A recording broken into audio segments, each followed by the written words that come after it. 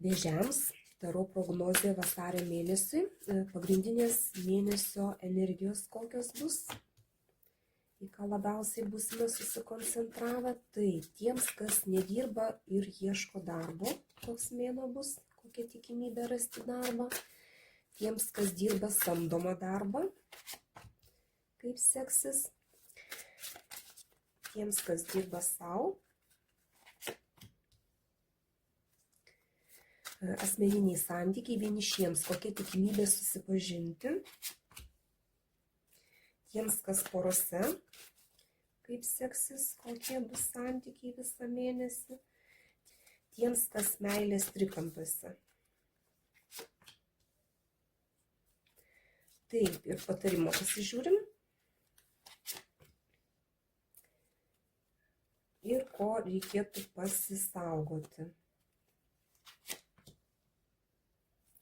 Taip, pagrindinės mėnesio energijos, tai monetų tūzas, iš tikrųjų bus suteikiami šansai kažkokie jums kitą mėnesį ir turėtume tuo pasinaudoti. Čia nebus taip, kad padėta į delną kažkas tai jau apčiuopiamo, čia reikės tiesiog gaudyti šansus ir nepaleisti jų.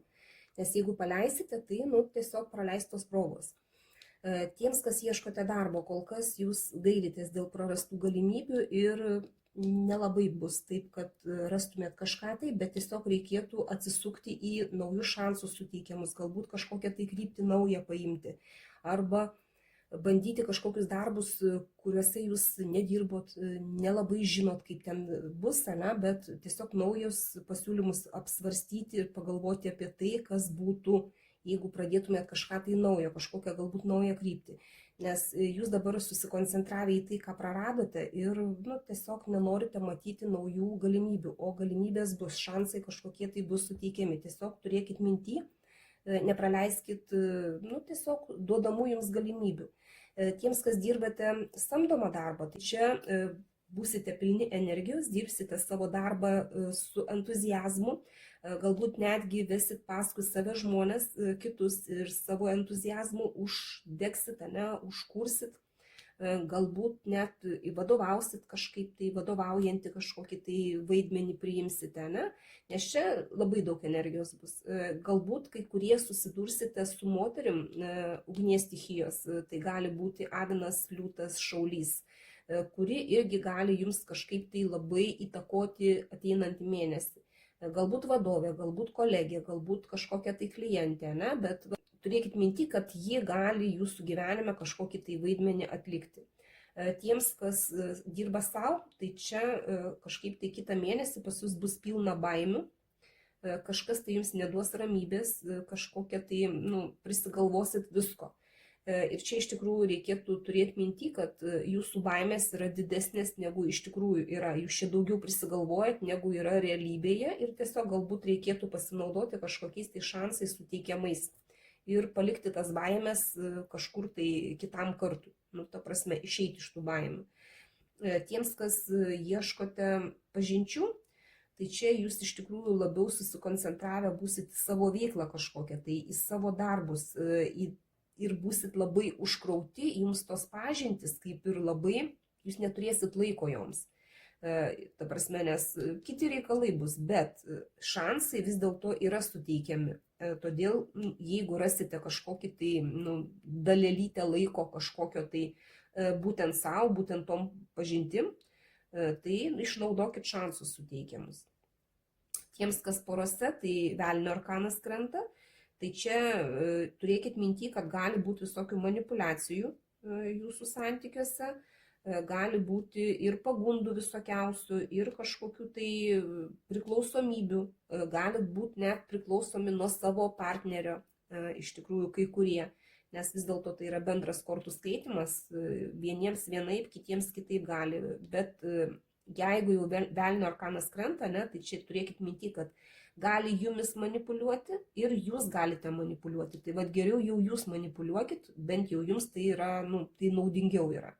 Tai kas liečia. O šansai kažkokie tai bus. Galbūt kažkas per manipulacijas ir kažką tai gausit savo naudos kažkokios.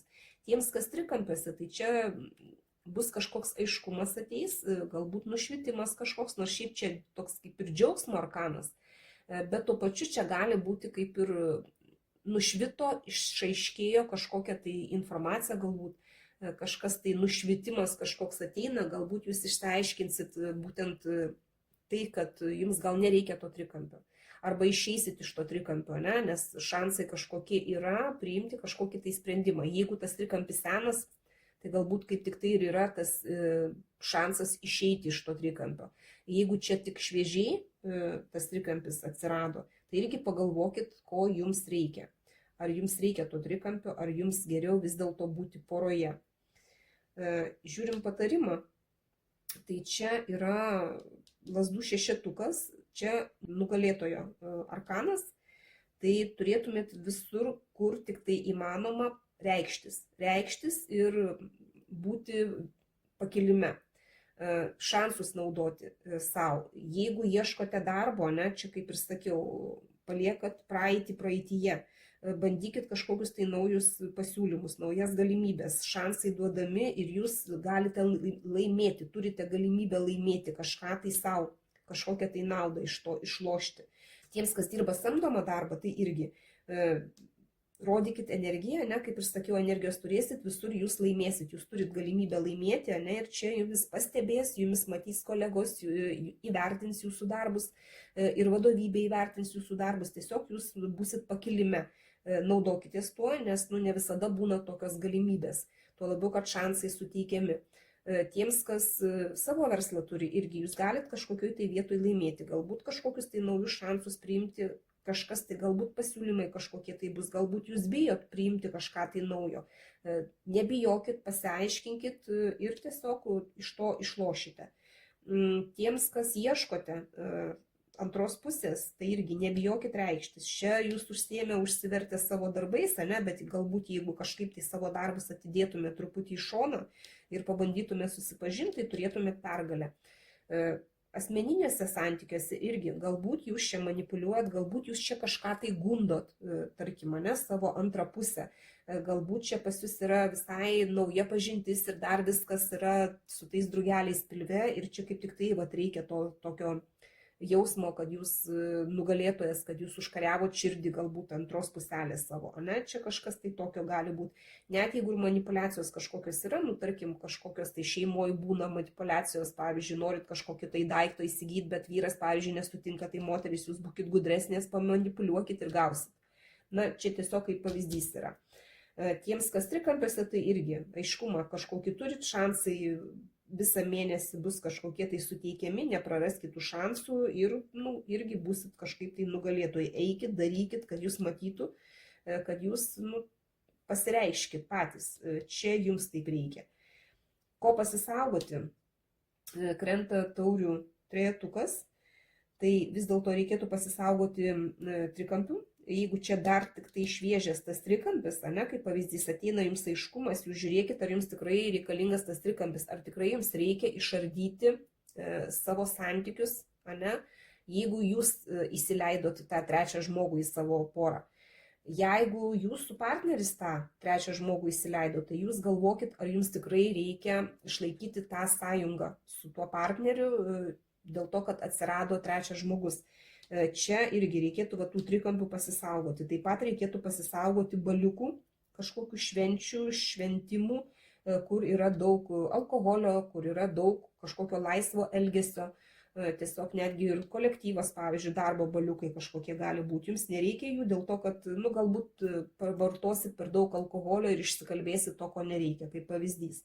Na, tiesiog čia taip, nešvęskit per daug, o jeigu jau atsirandat kažkokioj tai šventėj, kažkokiam tai pasisėdėjime, tiesiog ribokit alkoholį, ribokit žmonės, su kuriais bendraujate, neišsipasakokite, neatviraukite, žodžiu, ir tada turėtų visai neblogai būti net ir su tais baliukais. Tai va, toks mėnuo vėžiukams.